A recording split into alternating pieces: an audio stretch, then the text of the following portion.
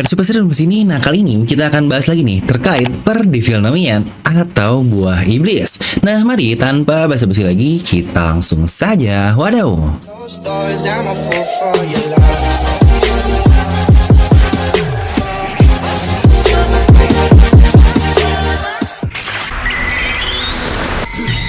Dimana di video ini saya akan memberikan buah iblis yang sangat cocok jika dimakan oleh bajak laut topi jerami. Lagi-lagi di sini hanya untuk mereka-mereka ya yang belum mempunyai buah iblis saja yang akan kita cocokkan, yang tentu saja untuk yang udah punya mah nggak usah lah kita tambahkan lagi. Dan disclaimer dikit, ini murni hanya pendapat saya pribadi di channel Devinomi. Jadi pasti kalian juga akan memiliki pendapat yang berbeda. Nah, sudah siap? Pastikan kalian tonton video sampai habis karena pastinya akan sangat fun sekali. Nah, mari siapkan kopi, jangan ini besar, pasang headsetnya, ambil posisi PW, and wadidaw. Pertama, kita akan mulai dari Sanji dulu, dimana sadar atau tidak, selain kita para teoris, Oda sendiri pun ternyata pernah juga loh memberikan buah iblisnya untuk kru dari topi jerami. Yang jika Oda mau memberikan buah iblis tersebut, dan menurut Oda, buah iblis yang cocok jika dimakan oleh Sanji tidak lain dan tidak bukan adalah Sui Sui Nomi yang dimakan oleh Senor P. Dengan kemampuan Sanji, dia akan bisa berenang dimanapun, tidak harus di lautan saja, yang bahkan bisa menembus semua dinding dengan sangat cepat. Yang jangan lupa ya, kecepatan berenang Sanji ini berada di tingkatan yang luar biasa. Ya, walau sangat menarik, tapi menurut saya kurang cocok dengan role atau peran dari Sanji ini. Dan sebelum itu, kita perlu lihat dulu apa sih hal yang sudah bisa Sanji lakukan tanpa buah iblis saat ini. Pertama, dia bisa terbang dengan kecepatan yang lagi-lagi sangat luar biasa. Dia pula memiliki tubuh super kuat, terutama dengan bangkitnya tubuh Vinsmoke di exoskeletonnya. Jadi rasanya buah iblis Zoan kayaknya nggak dibutuhin lagi nih untuk Sanji.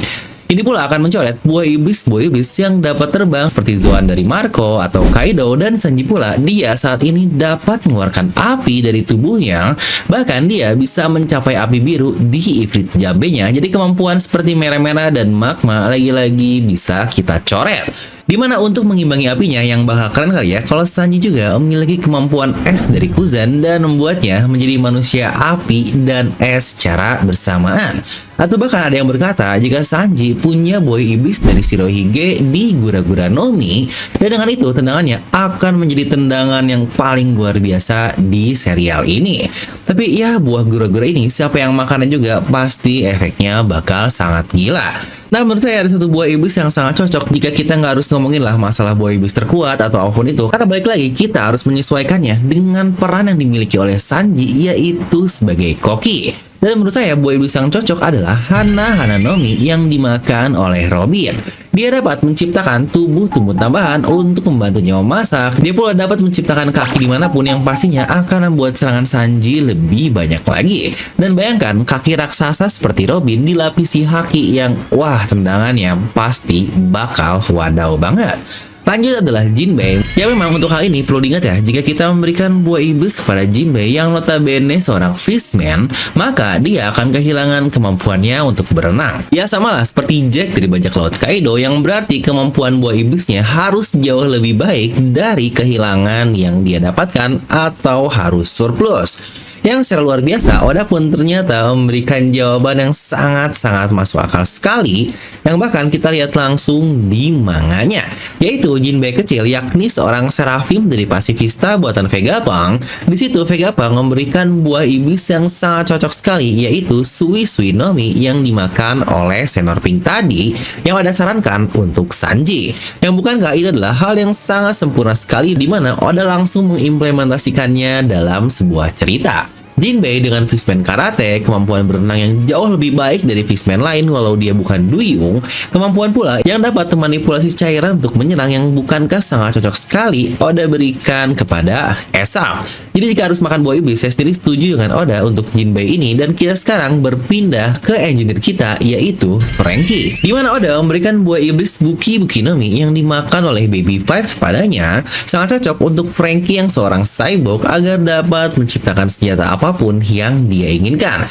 Tapi jika dia makan buah iblis ini, menurut saya akan sayang sekali kemampuan dan pengetahuan Frankie sebagai seorang engineer dan juga cyborg. Karena bukankah tubuhnya malah bakal menjadi senjata dari buah iblis tersebut dan bukan hasil dari otaknya. Di mana menurut saya ada beberapa buah iblis yang cocok untuk Frankie. Pertama, jika dia memakan bara-bara Nomi yang dimiliki oleh Buggy dengan tubuhnya yang dipenuhi senjata luar biasa, bukankah akan sangat OP sekali jika Frankie dapat melakukannya dengan angle seperti apapun, dimanapun tanpa ketahuan karena dia bisa melepas-lepas tubuhnya, senjatanya, dan mengeluarkannya dengan sangat bebas. Atau mungkin satu engineer yang kurang terhighlight, padahal sebenarnya dia adalah sosok yang luar biasa.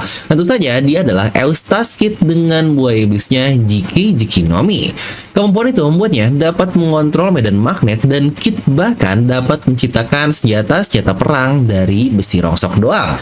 Yang gilanya dia dapat menciptakan laser elektromagnetik yang bukankah kemampuannya sudah kita lihat sendiri dari masa depan Shanks itu dapat membunuh seseorang dengan sangat mudah. Yang kebayang nggak jika orang yang memakannya memiliki basis pengetahuan luar biasa terkait engineering seperti Frankie ini, yang pastinya serangannya bakal jauh lebih OP lagi. Atau masalahnya tumnya itu ini pun pernah kita lihat kan dari buah iblis Gasha Nomi, yaitu buah iblis yang dimakan oleh Douglas Ballet yang akan membuat tubuh Frankie atau Shogunnya bakal menjadi semakin kuat jika disetup pautkan. Tapi ya buah iblis ini memang tidak canon atau hanya ada di movie Stampede doang. Yang ngomong-ngomong, kalau kita bahas dari sisi power source, di mana Frankie ini sumber kekuatannya adalah cola, bagaimana jika dia punya sumber daya tidak terbatas alias listrik di Goro-Goro Nomi dari buah iblis Enel? Yang pastinya penghancuran manusia bisa Frankie lakukan secara terus-menerus dengan otaknya dan kemampuannya. Nah, tapi ngomong-ngomong terkait buah iblis Enel, Oda sendiri memberikan buah iblis tersebut ke kru dari topi jerami.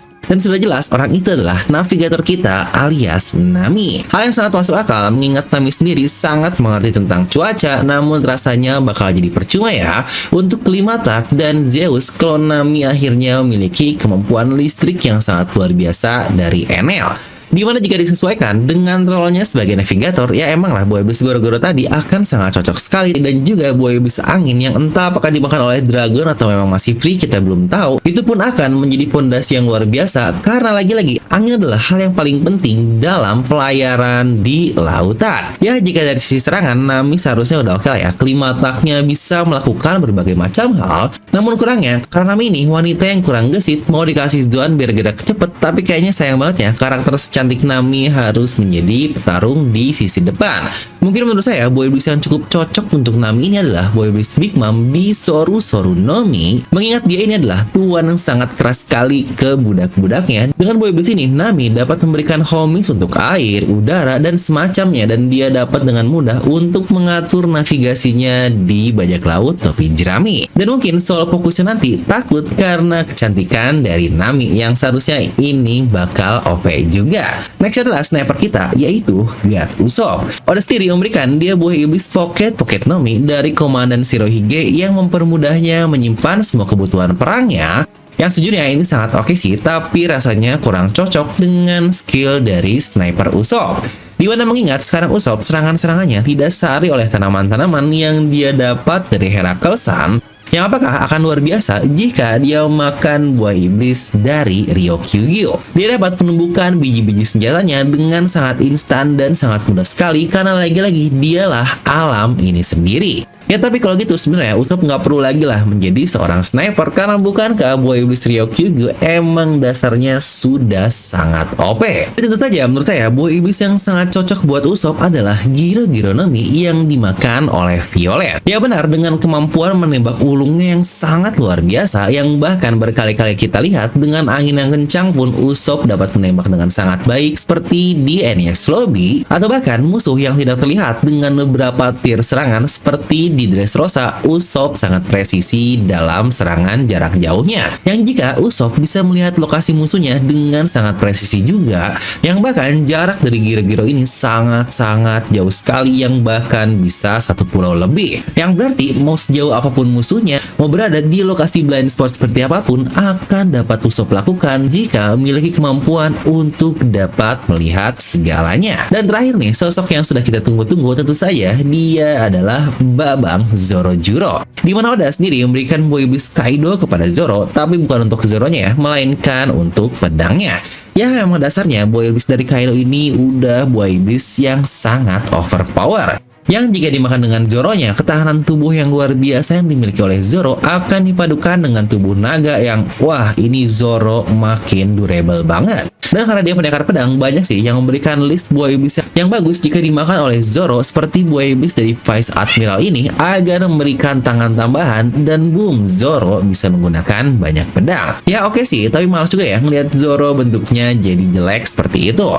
Dan ngomong-ngomong tangan banyak, apakah bagus jika buah iblis Sanji tadi yaitu Hana Nomi diberikan juga kepada Zoro? Ribuan pedang dengan kekuatan Zoro yang wah pasti bakal gila banget. Tapi perlu diingat ya, buah iblis Robin itu tidak menumbuhkan benda mati, hanya tubuh-tubuhnya sajalah yang akan muncul, yang berarti hanya tangan Zoro saja tanpa ada pedang. Ya kalau Zoro bukan seorang pendekar, dia memiliki tangan dan otot yang luar biasa kuat plus haki juga. Dengan buah iblis Robin plus haki ini pasti akan menjadi kemampuan yang sangat broken banget. Jadi menurut saya, karena Zoro udah berkali-kali katakan dia memiliki tubuh yang sangat kuat sekali dengan ketahanan yang luar biasa. Bahkan ras bakantin seperti Kuma pun berkata saat mengeluarkan luka dari Luffy kalau dia akan pingsan, dan ternyata Zoro yang sudah penuh luka saja dia masih bisa hidup setelah menerima luka dari Luffy. Yang berarti memang sekuat itulah daya tahan yang dimiliki oleh babang Zoro. Lalu kira-kira apakah buah iblis yang cocok dimakan oleh babang tersebut?